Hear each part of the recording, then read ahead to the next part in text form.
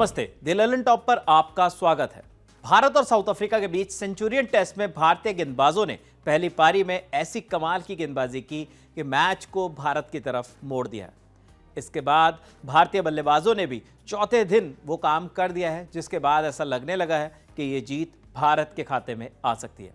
तीसरे दिन के खेल में जिस भारतीय गेंदबाज ने 5 विकेट चटकाए, उसने अपने इस प्रदर्शन का श्रेय अपने पिता को दिया है। टीम इंडिया के तेज गेंदबाज मोहम्मद शमी ने तीसरे दिन के खेल में 200 विकेट पूरे करते ही अपने पिता का शुक्रिया अदा किया, साथ ही अपने पुराने दिनों को भी याद किया।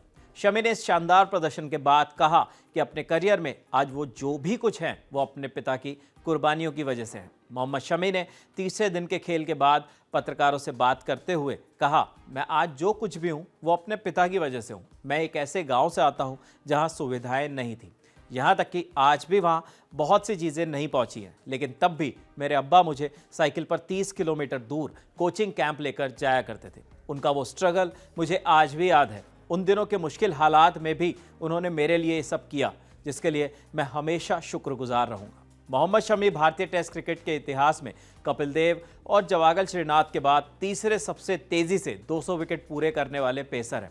शमी ने अपने 200 विकेट वाले माइलस्टोन पर भी बात की है।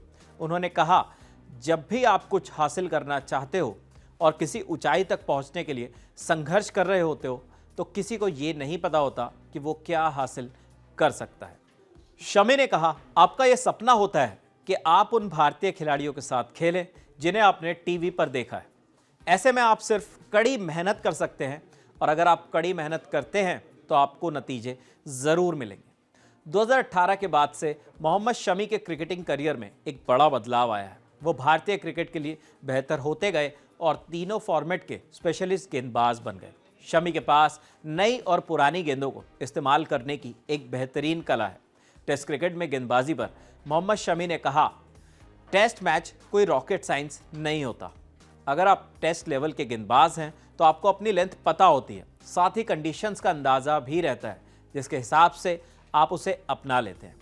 मोहम्मद शमी ने साल 2013 में सबसे पहले वनडे टीम के लिए पाकिस्तान के खिलाफ डेब्यू किया था। इसके बाद उसी साल के आखिर में वेस्टइंडीज़ के खिलाफ शमी का टेस्ट डेब्यू भी हुआ।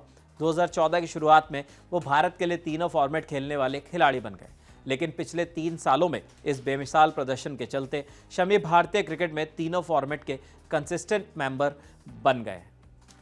ये तो हुई मोहम्मद शमी की बात, लेकिन आप विंजो ऐप पर जाकर 100 से ज़्यादा गेम्स खेल सकते हैं, जो कि 12 भाषाओं में है। खास चीज़ तो ये है कि यहाँ पर रमी, पोकर, फ्री फायर जैसे ढेर सारे गेम्स हैं। इसके अलावा एक नया फीचर भी है, फैंटेसी वॉर, जहाँ पर आपको एक्सपर्ट्स की बनी बनाई टीमें मिलेंगी और आप इसमें से किसी भी टीम को अपनी टीम बना सकते हैं। साथ ही वर्ल्ड वॉर कॉन्टेस्ट में जाकर आप 2 से 4 टीमों के साथ भिड़कर भी जीत सकते हैं। तो विंजो ऐप डाउनलोड कीजिए और बहुत सारे गेम्स खेलिए।